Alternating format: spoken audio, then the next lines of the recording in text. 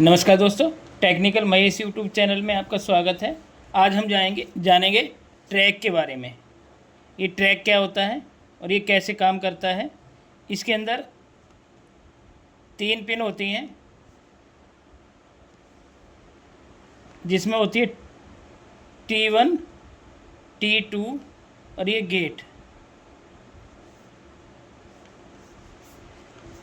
इसका काम क्या होता है, इसके गेट पर हम 0.7 वोल्ट से लेकर और 1 वोल्ट तक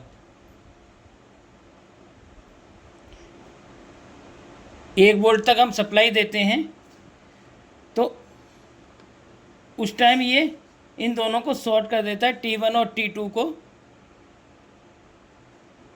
तो ये एक तरह का स्विच का काम भी करता है।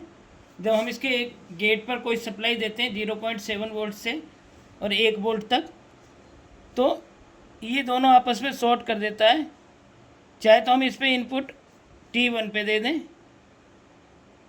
इनपुट T1 पे देंगे तो T2 से आउट हो जाएगी, और ये हमेशा AC पर काम करता है।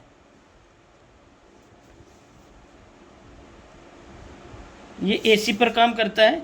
इसके हम T1 पर मान लीजिए 220 वोल्ट देते हैं, तो ये T2 से 220 वोल्ट आउट कर देता है। और जैसे जितनी वोल्ट हम इधर देंगे उस हिसाब से ये आउट कर देगा। इसको हम यूज कैसे करते हैं, अब मान लीजिए कोई हमने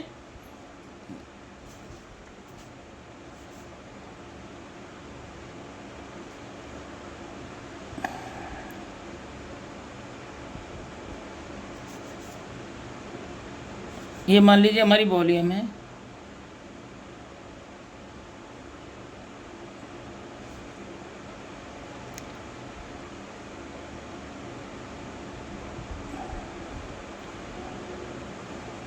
ये हमारा ट्रैक है।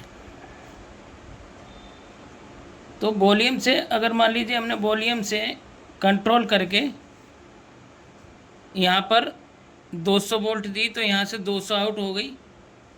तो ये सिर्फ इसको ऑन ऑफ का काम करता है। ऑन ऑफ का क्या, जब हम गेट पर सप्लाई देते हैं तो ट्रैक काम करता है कि इन दोनों को शॉर्ट कर देता है। इसको हम अधिकतर रेगुलेटर में यूज करते हैं, वोल्टेज को रेगुलेट करने में। तो रेगुलेट इससे पहले सर्किट होता है, उस सर्किट को ये कंट्रोल करता है।